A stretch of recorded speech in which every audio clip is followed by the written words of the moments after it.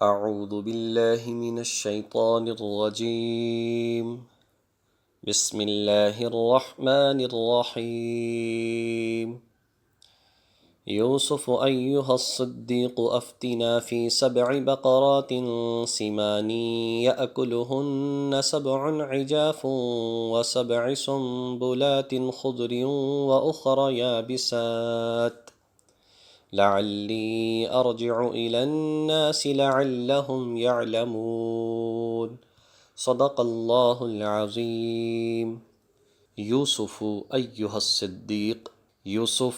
اے سچے، ہر بات سچی کرنے والے، افتنا فی 7 بقرات سمان، خواب کی تعبیر بتاؤ، فی 7 بقرات سمان، کے 7 موٹی تازی گائے ہیں، یأکلہن 7 عجاف، کہ انہیں 7 دبلی پتلی گائیں کھا رہی ہیں، و7 سنبلات خضر، اور 7 سرسبز دانوں سے بھرے خوشے ہیں، وأخر یابسات، اور دوسرے 7 وہ سوکھے ہوئے ہیں، لعلی ارجع الی الناس، تاکہ میں لوگوں کے پاس یہ بات لے کر جاؤں، خواب کی تعبیر لے کر لوٹوں، لعلہم یعلمون، اور تاکہ وہ لوگ اس بات کو جان لیں، یا دوسرا مطلب یہ ہے تاکہ وہ آپ کے بارے میں جان لیں کہ ایسا قیمتی، سمجھدار، عقل مند عالم جیل کے اندر موجود ہے۔ قال تزرعون 7 سنین دأبا، حضرت یوسف علیہ السلام نے فرمایا تزرعون 7 سنین دأبا، تعبیر بتائی کہ تم اگاؤ گے، تزرعون زراعت کرو گے، تم اگاؤ گے 7 سال مسلسل، فما حصدتم، پھر جو بھی تم کاٹو، فذروہ فی سنبلہ، تو اسے چھوڑ دو اس کی بالیوں میں، خوشوں میں، الا قلیلا مما تأکلون، سوائے اس تھوڑے سے کہ جسے تم کھاؤ گے، جو تمہارے کام آئے کھانے کے، بس اتنا نکال لو، سارے کو مت نکالنا۔ ثم یأتی من بعد ذلک 7 شداد، پھر آئیں گے اس کے بعد 7 سخت سال، یأکلنا، کہ جو کھا جائیں گے، ما قدمتم لہن، جو تم نے ان کے لیے جمع کیا ہوگا، جو پہلے تم نے جمع کیا ہوگا، یہ قحط سالی کے سال ان 7 سالوں کا جمع کیا ہوا سب ختم کر دیں گے،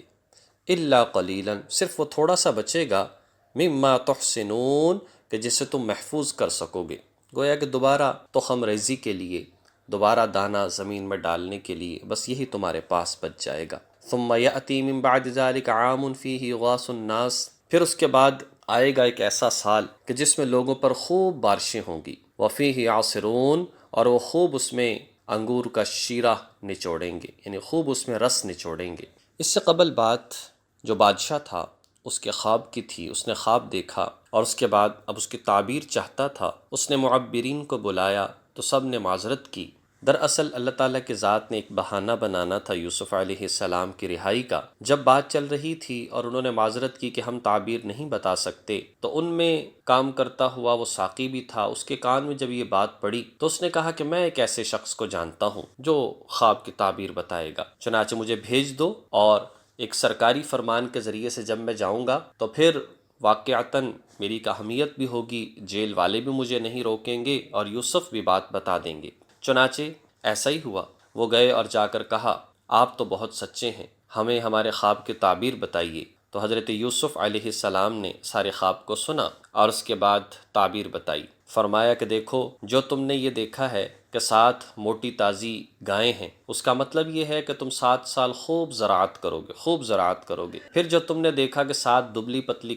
گائیں انہیں کھا رہی ہیں، اس کا مطلب یہ ہے کہ 7 سال کے بعد قحط سالی کے 7 سال آئیں گے، اور اس میں جو تم نے ان فراوانی کے 7 سالوں میں جمع کیا ہوگا وہ سب تم کھا جاؤ گے۔ لیکن آگے ساتھ ساتھ حل بھی بتایا، یعنی معیشت پر قابو پانے کا طریقہ بھی بتایا کہ دیکھو یہ 7 سال کیسے محفوظ رکھو گے، تو فرمایا کہ جتنا کھانا ہو، جتنا ضرورت ہو، اتنا بالیوں میں سے نکال لیا جائے، باقی اسی میں رہنے دیا جائے۔ کیوں؟ اس لیے کہ تاکہ اگر نکال لو گے اور پھر تمہارے پاس وہ رہے گا تو اس کو کیڑا لگ جائے گا، اس کو گھن لگ جائے گا، لیکن اگر اسے استعمال کرنے کے لیے صرف نکالو گے اور باقی خوشوں کے اندر، بالیوں کے اندر رہنے دو گے تو وہ ضائع نہیں ہوگا۔ پھر مزید آگے فرمایا فرمایا کہ پھر ان قحط سالی کے سالوں کے بعد اللہ تعالیٰ ایک سال پھر فراوانی کا ایسا لائیں گے، اس میں خوب بارشیں برسیں گی، اور اس کے بعد تمہارے باغات، تمہاری کھیتیاں تر و تازہ ہو جائیں گی، اور دوبارہ سے فراوانی آ جائے گی، اور حالات اپنی جگہ پر